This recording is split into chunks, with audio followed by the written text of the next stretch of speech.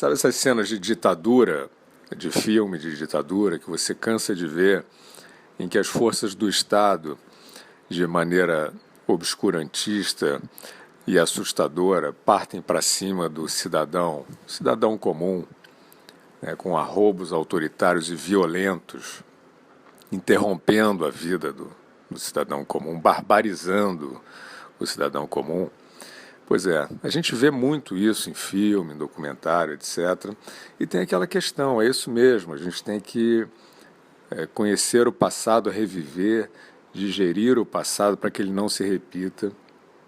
Um pouco além disso, a gente vê a repetição desse tema de maneira um pouco insistente, principalmente nesse momento aí, esse passado recente, do Brasil, especificamente, tentando meio que sugerir um paralelo, uma ameaça às liberdades por conta de um determinado projeto em execução no país. Mas o que nós temos visto, vínhamos vendo até então, era uma situação de liberdade. Então estávamos achando que havia uma evocação, quase que um certo fetiche com a ideia de ditadura. Pois bem, sobrevém a epidemia do coronavírus e nós estamos vendo hoje, e não é filme, não é documentário, é de verdade, cenas ditatoriais nas ruas do Brasil. Nós estamos vendo, a polícia no Rio de Janeiro, na orla do Rio de Janeiro, da cidade maravilhosa, interrompendo, intercedendo, capturando e arrastando de forma animalesca duas mulheres, duas cidadãs, aos gritos, sem ninguém fazer nada.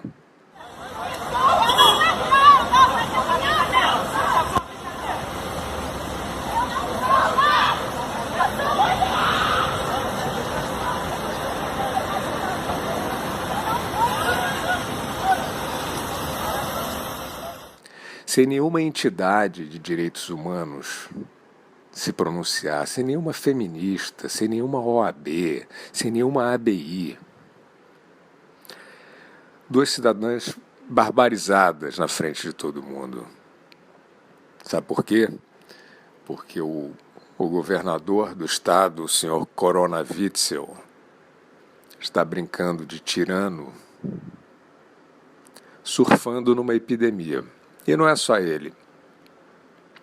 Vimos a polícia em Maringá partir para cima de um lavador de carros. O cara tá ficando roxo, rapaz. Solta o cara, rapaz. Não, deixa, segura, deixa o pau torar. Solta o cara, rapaz.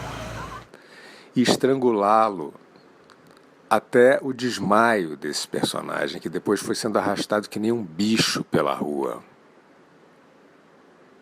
Por quê? Por causa do estado de exceção, do vírus, da epidemia. Isso está dito que é contra a epidemia. Nós vimos a polícia do senhor governador Ronaldo Caiado, outro tiranete que está aí colocando as manguinhas de fora sob pretexto de combater a epidemia, mandando prender e arrebentar, como se dizia na ditadura lá atrás, atacando violentamente uma mulher, uma trabalhadora de meia idade, no meio da rua, algemando, tripudiando, barbarizando, na frente de todo mundo, na frente de todos vocês, no Brasil, à luz do dia. Tudo normal, companheiros, tudo normal. Esse é o estado de coisas que os humanistas, onde estão os humanistas? Que os humanistas estão sancionando com o seu silêncio. E a gente pode dizer onde estão os humanistas. Eles estão em casa.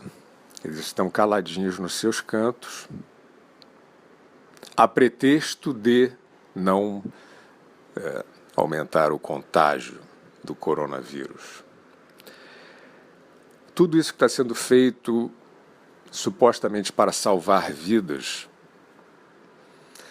a Organização Mundial da Saúde, que é o órgão aí de referência, altamente duvidoso, altamente questionado, mas ainda assim vamos citar, porque a própria OMS acaba de dizer que a nova frente de contágio da epidemia é em casa.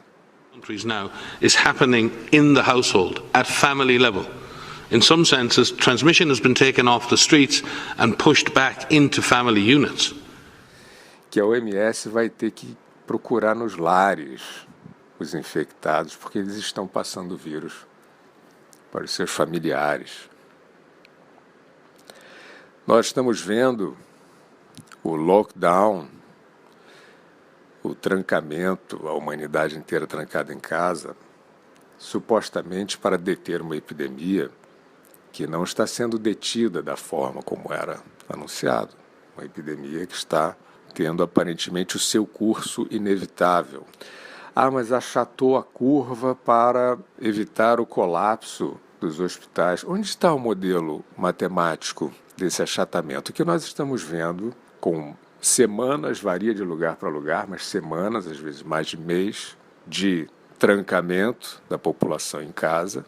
Nós vemos uma progressão de casos diária maior do que na véspera do confinamento. Então, que achatamento é esse? O achatamento é, no mínimo, uma estabilização da curva, uma suavização da curva, certo? Como você pode ter uma progressão superior com semanas de confinamento?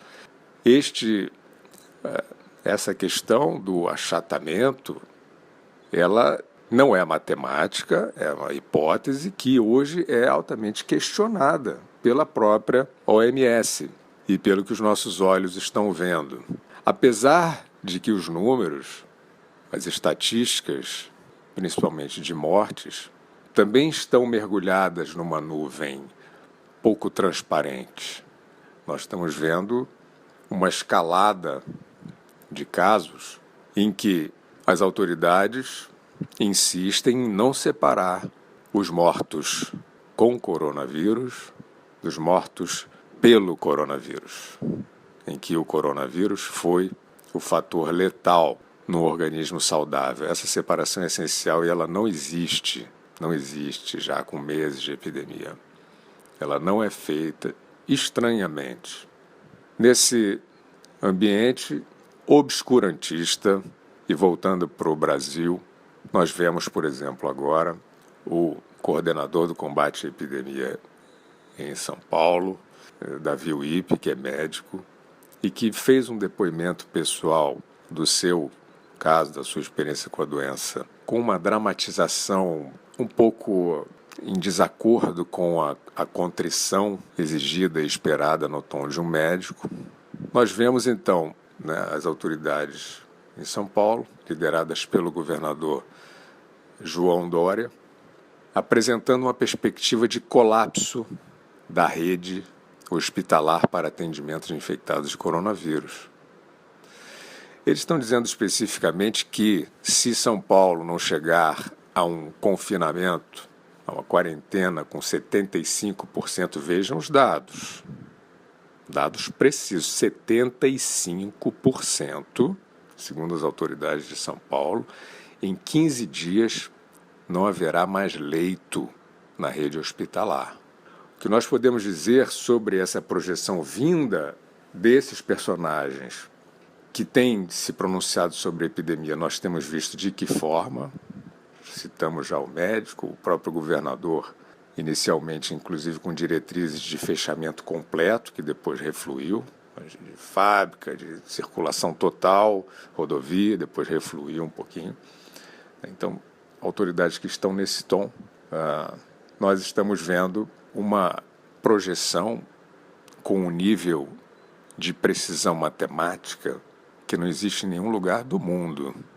A Organização Mundial da Saúde em nenhum momento se aventurou numa correlação matemática entre percentual de pessoas confinadas e progressão exata de casos da epidemia versus ocupação de leitos. Não existe esse modelo em lugar nenhum, mas existe em São Paulo.